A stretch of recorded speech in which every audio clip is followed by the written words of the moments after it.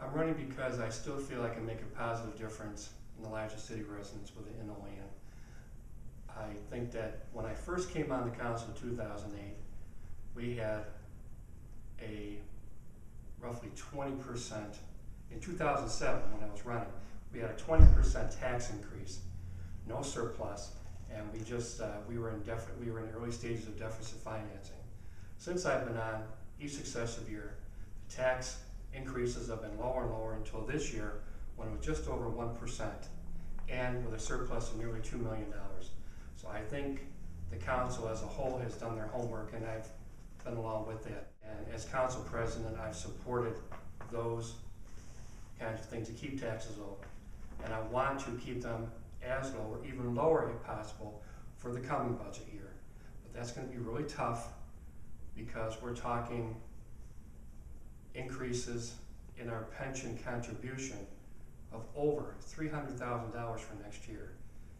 And when you figure roughly for every 1% of the tax rate, it's about between $50,000 and $60,000. That's a hefty chunk.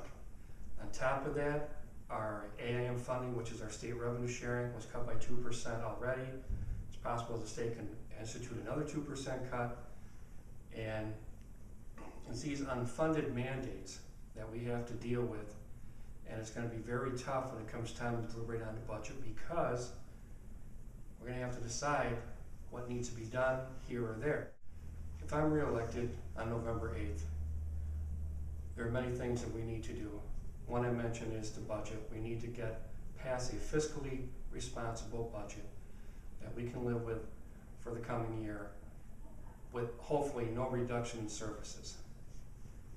Secondly, we have different projects that are coming up. After talking with the mayor, talks are going to be starting soon with ExxonMobil on the development of the old Felmont site, and that hopefully will bring retail and maybe some manufacturing establishments there. In terms of jobs, everybody wants more jobs coming in on the state and federal level, and of course at the city level. But we also need to concentrate on keeping the jobs we have here now, especially our manufacturing jobs. OLE is blessed to have places such as OLE Tile, AVX, Cutco, Dressage, not to name all of them. But every once in a while you hear some layoffs in some of these places, and it's tough to deal with that because when people get laid off, it hurts the economy. Not only the economy, but it hurts their families as well. And I think we need to concentrate on that as well. Developing these sites, such as the Felmont site, hopefully will help bring more jobs in the land. What we need to do is work on continuation of development of our capital funds, our capital reserve funds. That's very important.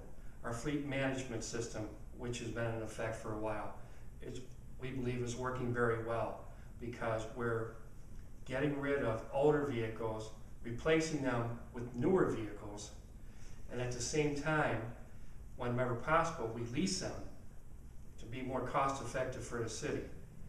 And that in the long run will save money, because when you have newer vehicles on the road, you have less downtime for them, which means our mechanics at the city garage are working less on them and spending more time hopefully on preventive maintenance than they are on repair. We need to work on shared services with the surrounding municipalities, especially the county. We need to think outside of the box and look for ways on how we can be more efficient, and not just sharing plow trucks or dump trucks, whatever, which is already happening. And we're very happy to have their help with that. But we need to look for ways on how we can save money for both of us and still get the jobs done that need to be getting done. OLE has a lot of strengths. We have lots of manufacturing going on. We have lots of retail, lots of places to go shopping. We have good people in our town, people that are willing to help each other in times of need. We have a city government that's willing to listen to the people